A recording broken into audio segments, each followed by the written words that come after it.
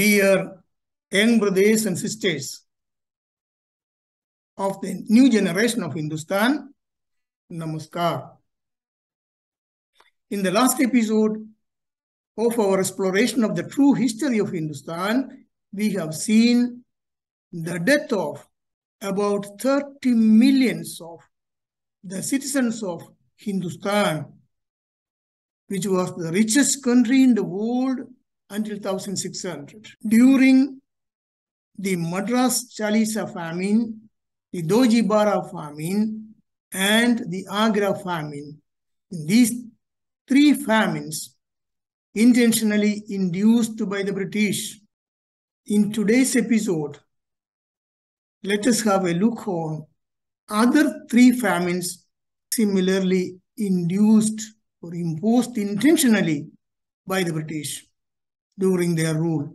And these were the Upper Doab, Orissa, and Rajputana famines. As in the previous episodes, I have arranged the photographs of some of the most terrible scenes of these famines and side by side some of the exaggerated luxury enjoyed by the British at the same time with the wealth deprived from or looted from those people who were destined to die slowly during those terrible famines. See this photograph. And this is one of the hundreds of terrible scenes during the Upper Doab famine of 1860-61. And the death toll was about 2 million. And compare this scene to this one. Just think about their sufferance as a consequence of what all was practiced by those people who came to Hindustan pretending as merchants or traders, and the activities they have made in Hindustan, and at the same time pretended as people of the most cultured and civilized world. And this is another scene of the Upper Doab famine of 1860. Compare this situation with this one. And here is a terrible scene of the Orissa famine of 1865, during which the death toll was between 1 to 1.5 million. And at the same time, the exaggerated enjoyment of luxury with the wealth deprived from these citizens of Hindustan, which was the richest country in the world until 1600. Here is another scene. Just observe these destroyed people and compare this situation with this one. This is one of the terrible scenes of the Rajputana famine of 1868-70, during which also the death toll was about 1.5 million. Compare this situation, this photograph, with this one. Did you really know about these terrible experiences our ancestors had to suffer? Our ancestors who were the citizens of the richest country in the world until 1600. Did you know? And just think, what would have been our attitude towards the motherland if these facts were taught while we were in the schools?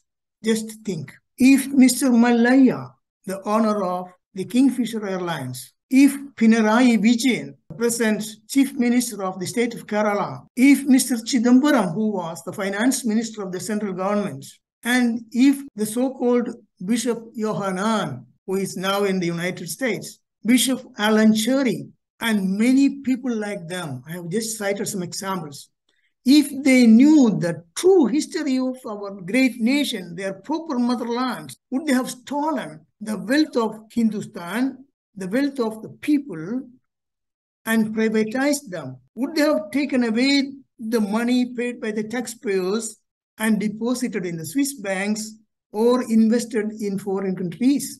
Would they have? And they, having even reached the very high positions, had the tendency to steal from the motherland and export the money and wealth to other countries or privatize them. The root cause for this tendency, which is still prevailing in our great nation, is the ignorance about the past history of our nation. First of all, they don't know even that they are and their ancestors were citizens of the most civilized country of high culture and the richest country in the world until 1600. And also because they don't know that Hindustan was the richest country ever existed in the world, not only economically, but technically, scientifically, culturally, and educationally, while the British were still wandering naked in the woods behind the wild pigs. And this is not my affirmation. We have seen those affirmations by international thinkers and historians. We have seen their affirmation in the past episodes. So just think about it. And if you feel that these are information to be remembered by the citizens of Hindustan, please share this information with your friends and relatives of the new generation.